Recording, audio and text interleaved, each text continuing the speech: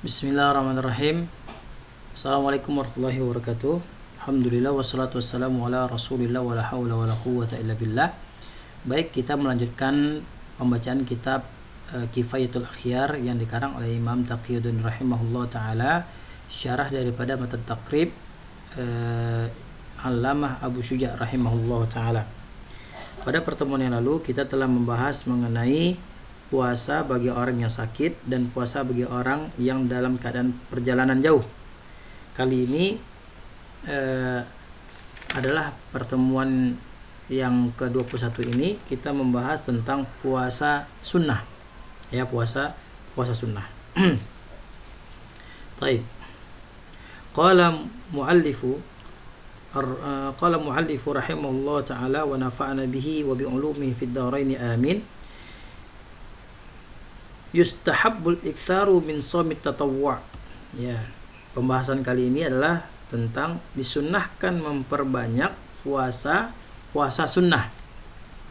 Disunnahkan kita memperbanyak puasa sunnah.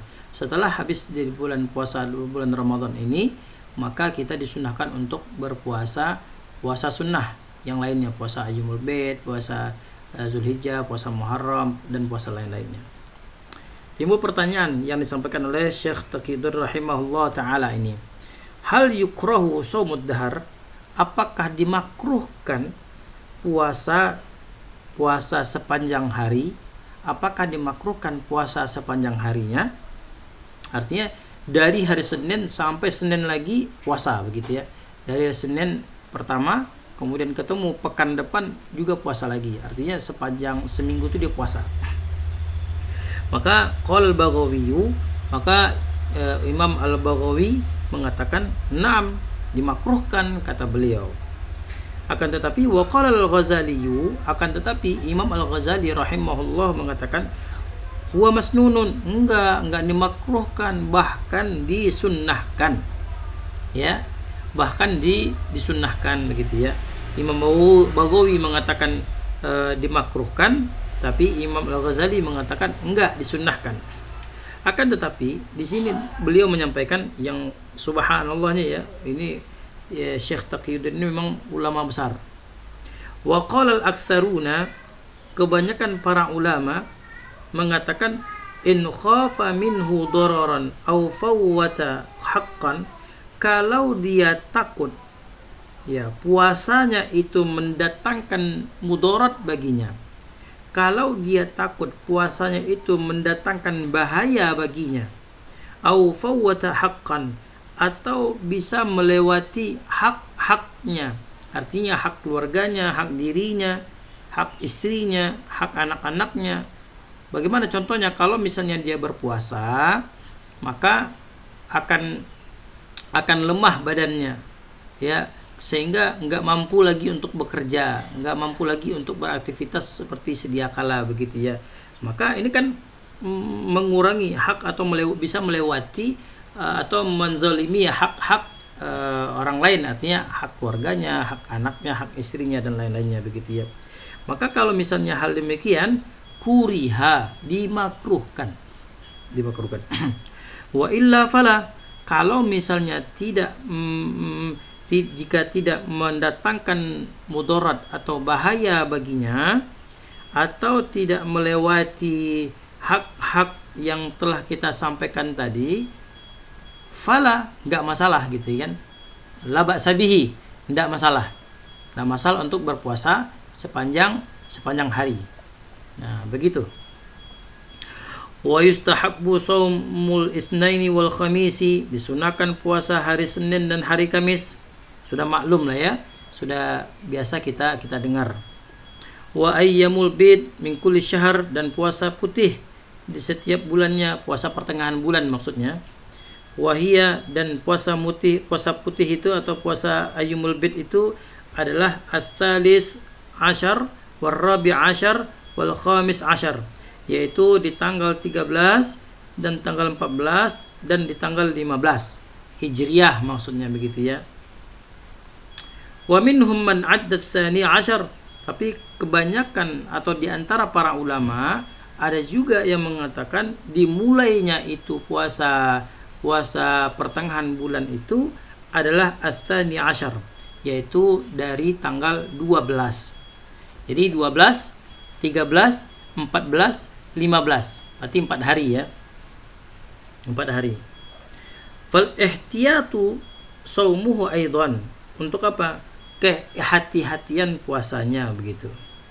Wa yustahabbu saumu sittati ayyam min Syawalin, dan disunahkan berpuasa 6 hari di bulan Syawal. Nah, nanti habis lebaran kita disunahkan berpuasa 6 hari di bulan Syawal. Habis di bulan Ramadan, kemudian kita lanjut 6 hari di bulan Syawal. Supaya tidak repot, mungkin bisa kita mulai dari hari Senin, Kamis, atau pertengahan bulan begitu ya. Nah, jadi kalau dalam mazhab Syafi'i nggak apa-apa menggabungkan puasa sunnah dengan puasa sunnah. Artinya di bulan Syawal dia puasa, kemudian juga bertepatan dengan hari Senin atau hari Kamis, maka dia dapat berlipat ganda pahala puasanya. Akan tetapi Syekh Taqiyuddin rahimahullah taala menyatakan, wal afdalu saumuha mutatabi'atan muttasilatan bil 'aidi. Akan tetapi beliau mengatakan rahimahullah taala, puasa yang paling afdal atau puasa Syawal yang paling afdal yang dia kerjakan itu adalah mutatabi'ah, berurutan, muttasilah, bersambung, bil aidi, dengan hari Idul Fitri itu. Nah, sambung. Kita 1 Syawal lebaran, kemudian tanggal 2, tanggal 3, tanggal 4, tanggal 5, tanggal 6, tanggal 7, kemudian barulah kita berbuka di saat itu. Nah, itu yang ada satu daerah di Bangkinang di Provinsi Riau, masyarakat itu lebaran yang mereka lakukan, sebenarnya lebaran itu adalah setelah mereka berpuasa di bulan Syawal ya, puasa ke-7, kemudian hari ke-7, kemudian barulah mereka lebaran begitu ya. Nah, karena memang hari kedua, ketiga, keempat, kelima, keenamnya itu mereka fokus untuk puasa Syawal dulu, puasa Syawal. Nanti silaturahminya nanti dilanjutkan di hari ke-7-nya ya, hari ke-7-nya. Baik.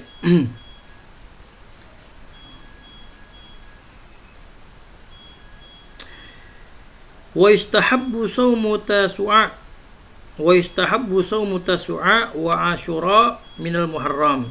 Disunahkan puasa hari yang puasa 9, 10 daripada bulan Muharram ya. Puasa Tasu'a namanya, puasa tanggal 9 Muharram, tanggal 10 Muharram. Jadi bukan tanggal 10 Muharram saja, tetapi tanggal 9 puasa, tanggal 10 Muharram juga puasa. Wa istahabbu saumu yaumi Arafah li ghairil haji, dan disunahkan berpuasa pada hari Arafah, ya, li ghairi haji, bagi orang yang tidak melaksanakan ibadah haji begitu. Wa atlaqa katsiruna karahata saumihi lil haji.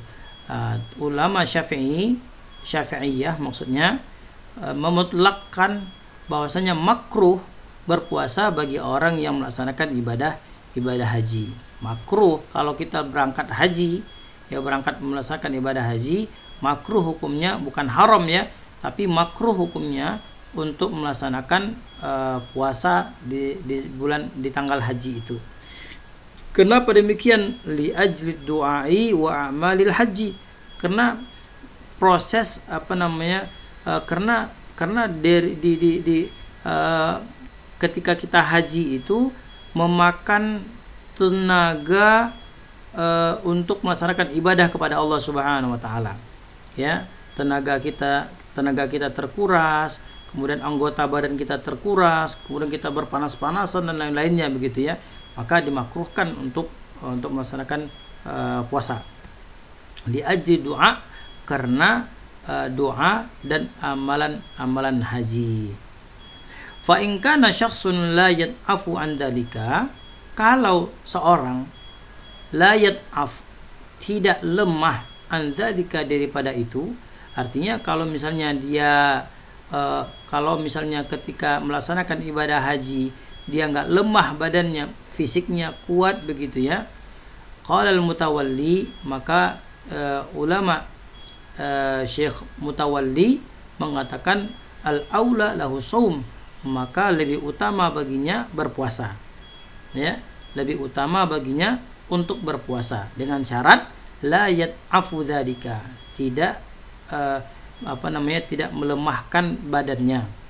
Artinya kan ada sa'i, ada tawaf begitu ya, ada di Muzdalifah dan sebagainya lah, proses-proses ibadah haji begitu. Wa qala ghairuhu, dan selain daripada Syekh Mutawalli ini mengatakan al-aula alla yasum, ya, yang lebih utama alla yasum, enggak ada puasa.